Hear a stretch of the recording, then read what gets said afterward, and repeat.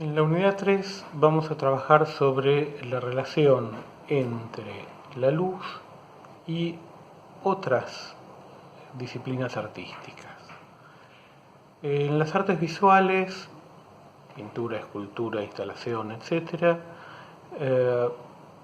la luz es un componente clave y de acuerdo al tipo de disciplina o de situación de que se trata, trabajará sobre algunas de las funciones que vimos en la unidad 2.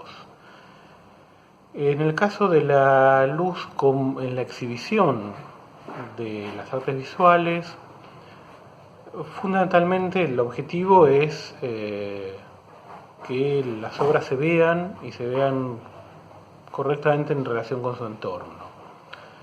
Hay diversas teorías, diversas prácticas respecto a la iluminación de las artes visuales que en muchos casos, en muchos museos museos o galerías de arte digo, conviven más o menos armónicamente.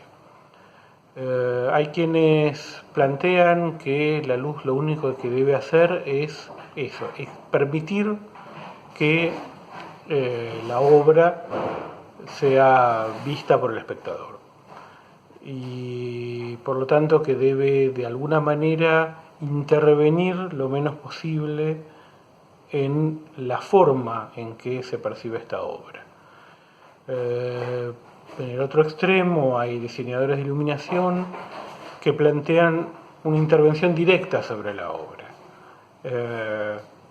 Analizan la obra y proponen una determinada visión de ese objeto en exhibición. Por ejemplo, destacando zonas, marcando lo que consideran que es el punto más importante o más significativo dentro de una obra para que el espectador dirija allí su mirada. Por otro lado, la exhibición de obras de tipo visual presenta problemas técnicos concretos que el diseñador de iluminación debe tener en cuenta. En el caso de las obras hechas sobre materiales especialmente frágiles como el papel, requieren niveles de iluminación, muy acotados, tanto en la intensidad como en el tiempo. Hay métodos de pintura que tienen el mismo tipo de problemas, por ejemplo el dibujo, la acuarela, o algunas formas de frescos, como el caso paradigmático de la Última Cena de Leonardo da Vinci, trabajado sobre un material especialmente frágil. Eso requiere un exhaustivo control tanto de la irradiación de luz como también, y muy especialmente, la irradiación de las zonas periféricas al espectro visible, como son los infrarrojos y los ultravioletas, dado que cuanto más nos alejamos hacia el lado de los ultravioletas del espectro visible, los niveles de energía son mayores y por lo tanto el daño que pueden producir sobre los materiales es cada vez mayor. En algunos casos, por ejemplo la exhibición de dibujos sobre papel, las instituciones limitan muy detalladamente la intensidad la iluminancia que recibe el objeto, el papel, pero también limitan la cantidad de tiempo, porque de alguna manera lo que se ha descubierto es que es el efecto acumulado de la luz el que termina produciendo daños sobre la obra. Y por lo tanto hay incluso obras que directamente se intenta no exhibirlas o exhibirlas solo para especialistas y en tiempos absolutamente limitados. Por otro lado, la luz, especialmente en la exhibición de objetos tridimensionales, de escultura por ejemplo, va a condicionar la percepción de la forma y por lo tanto debe estudiarse detalladamente el tipo de luz y la ubicación de las fuentes de luz, como para que estas formas queden correctamente expuestas o de alguna manera el espectador pueda tener una percepción similar a la que tuvo el autor de la obra mientras la hacía. Es otro tema de discusión también.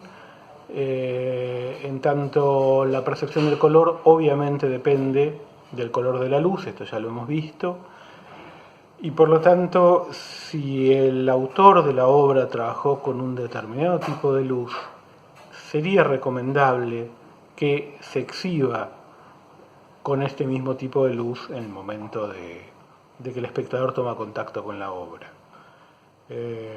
Por ejemplo, si el autor de la obra trabajó en un taller con luz natural de alta temperatura color,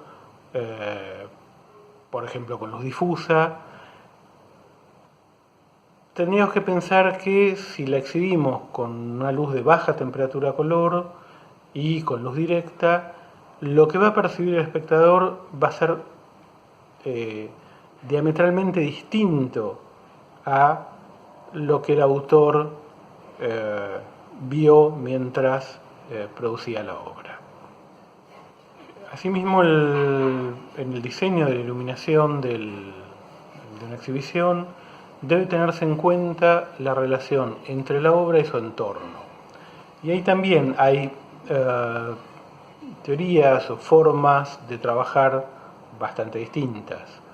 Por un lado hay quienes plantean una relación de paridad con el entorno, donde el entorno tiene los mismos niveles de iluminación que la obra, donde hay una relación entre la obra y su contexto.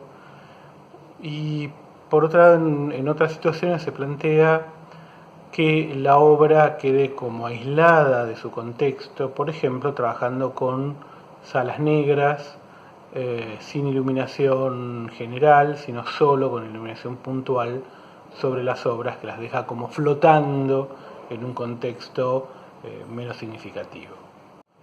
El diseño de iluminación para arquitectura es una disciplina en sí misma que tiene fuertes componentes técnicos, pero también componentes que tienen que ver con lo expresivo y con lo funcional.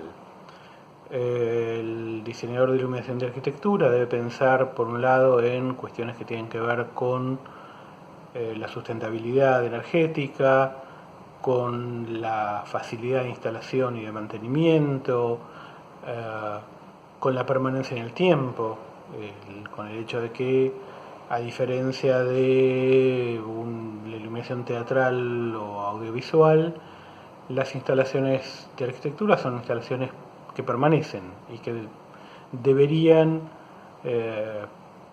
permanecer en buenas condiciones el mayor tiempo posible y evitar conflictos con el mantenimiento, etc.